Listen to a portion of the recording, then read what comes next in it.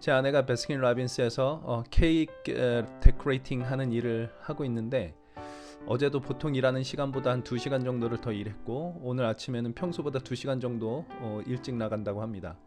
어머니 날 때문에 케이크 주문이 밀려 있기 때문입니다. 이제 곧 제가 데리고 또 일터로 데려다 줘야 됩니다. 저에게 이렇게 평소보다 일찍 가야 된다라고 이렇게 얘기를 하면서 너무 힘들다 이렇게 하소연을 합니다. 지금 밀려 있는 그 주문을 다 할 수 있을까?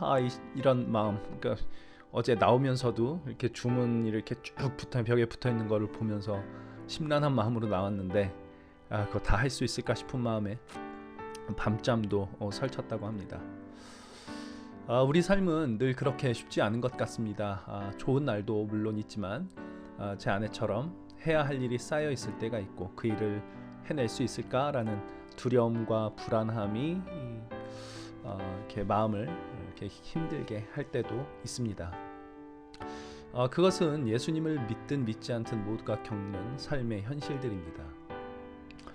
예전에 읽은 책 중에 리베카 피퍼신가 뭐 하시는 분이 쓰신 책이 있는데 토마토와 빨간 사과라고 하는 좀 제목이 재밌는 책인데 그 책에서 어떤 무신론자가 그 리베카 피퍼시라고 하는 이분에게 물은 질문이 지금 생각이 납니다. 이렇게 묻습니다. 뭐 정확한 건 아니지만 이런 식의 질문입니다. 예수님을 믿는다는 게 도대체 무슨 차이를 만들어내는 겁니까? 암세포가 당신 기도하는 사람인가 묻고 이렇게 기도하면 들어오지 않는 것도 아니고 예수를 믿든 안 믿든 누구나 자식 걱정하고 돈 걱정하고 건강 걱정하고 이런 걱정들 하면서 사는 거 아니냐라고 이렇게 물었던 그 내용이 기억이 납니다. 생각해보면 맞는 말입니다.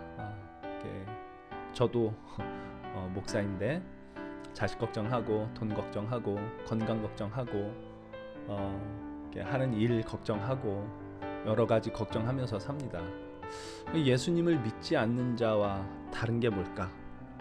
다윗이 오늘 시편 9편에서 이렇게 노래를 합니다. 10절에 이렇게 얘기를 합니다. 여호와여 주의 이름을 아는 자는 주를 의지하오리니 이는 주를 찾는 자들을 버리지 아니하심이니이다. 주의 이름을 믿고 붙드는 자, 주님을 찾는 자를 하나님께서 결코 버리지 않으신다라는 그 고백을 합니다. 이건 물론 원수와 대적들에 의해서 고통당하고 있는 상황에서 이제 이렇게 주님께 간구한 또 노래한 그런 내용이지만 이 원수와 대적이 꼭 사람일 필요는 없을 겁니다. 사람이 나를 괴롭히는 경우가 대다수이겠지만 제 아내와 같은 상황도 있죠. 또 우리 모두가 경험하고 있는 현실, 삶을 고달프게 만들고 아프게 만들고 두렵게 만드는 그 모든 현실이 마치 우리의 대적과 같이 우리의 원수와 같이 우리를 공격해 오고 있는 그런 삶을 우리가 살고 있습니다. 그때 예수 믿는 자와 믿지 않는 자의 결정적인 차이는 바로 부르짖을 이름이 있는가, 내가 붙들 그 이름이 있는가 하는 것일 겁니다. 흔들리는 삶 속에서 내가 붙들 수 있는 그 이름이 있는가, 그리하여 나의 삶을 든든하게 붙들어주는 그 이름이 있는가, 이것이 결정적인 차이입니다. 어제 저희 교단 목사님들 단체 카톡에 한 목사님이 글을 이렇게 올리셨습니다. 이번 코로나19 사태로 인해서 정말 특별히 힘든 분들이 있다. 건강 문제로 쓰러지셨다가 재기하기 위해서 중풍으로 쓰러지셨었다고 그래요.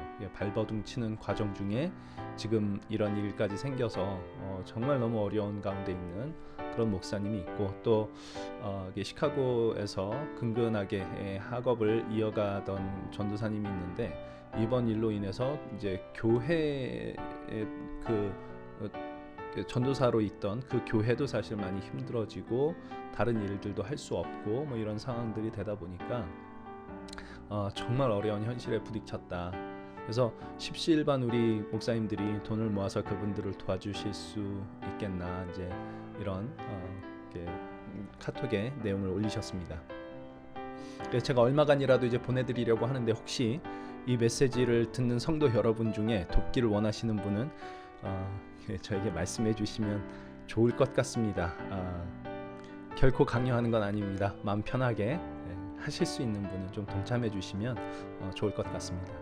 네, 그 카톡 내용을 보내시고 이렇게 뒤에 덧붙이셨습니다. 모두 다 힘드실 텐데 더 힘든 이야기를 전해드려서 정말 죄송하다. 이제 이렇게 얘기를 했는데, 이제 그러자 저희 교단 목사님들 중에 한 어른 목사님이 참 유쾌하고 재밌으신 분이신데 이런 답글을 남기셨습니다. 음성 지원이 되는 것 같았습니다. 깃단 소리 마시라요. 이렇게 쓰면서 힘들긴 뭐가 힘들겠습니까? 십자가 지신 주님 앞에서 이렇게 답글을 써주셨습니다. 이것이 예수 믿는 사람이 믿지 않는 사람들과 다른 결정적인 차이일 것 같습니다. 이게 뭐 남을 더 많이 돕고 싶은 마음이 생기고 더 선하게 살고 싶은 거 뭐 이런 것들이 아니라 붙들 이름이 있다는 거죠. 우리의 모든 힘겨운 삶을 다 겪으시고 우리를 이해하시는 분이 계시다는 것. 우리가 겪을 수 있는 최악의 절망인 죽음까지 겪으신 분. 사실은 우리가 당해야 할 하나님의 형벌을, 그 죽음을 대신 당하신 분. 그러나 그 죽음을 이기시고 다시 살아나신 분. 그리고 우리와 늘 함께 하시겠다라고 약속하신 분. 그분. 그러니까 오늘 시편은 내가 전심으로 여호와께 감사하며 모든 기이한 일들을 전하리이다 라고 노래하며 시작합니다. 그것은 삶의 고단한 일들이 사라져서 감사합니다라고 노래하지 않습니다. 그러니까 고단한 일들이 계속해서 있는데 그 일들 속에서도 함께 하시는 여호와 하나님의 이름을 기억하고 있기 때문에 내가 하나님께 감사합니다 라고 노래를 하고 있는 것입니다. 오늘 우리가 살아야 하는 삶 속에 여러 가지 일들이 일어날 겁니다. 그 일이 기쁜 일이든 슬픈 일이든 힘에 겨운 삶의 걸음이든 그 삶 속에 하나님께서 나와 함께 하시기 위하여 이 땅에 오신 그 이름 예수 그리스도께서 함께 하심을 믿고 그 이름을 붙들 수만 있으면 우리는 살 수 있습니다.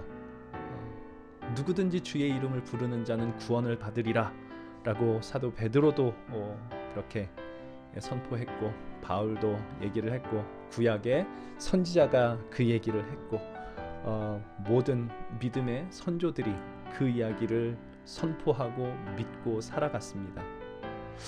오늘 그 이름, 누구든지 주의 이름을 부르는 자는 구원을 받으리라 라고 선포된 그 이름을 붙들고 승리하는 오늘의 삶이 될 수 있기를 간절히 바라봅니다.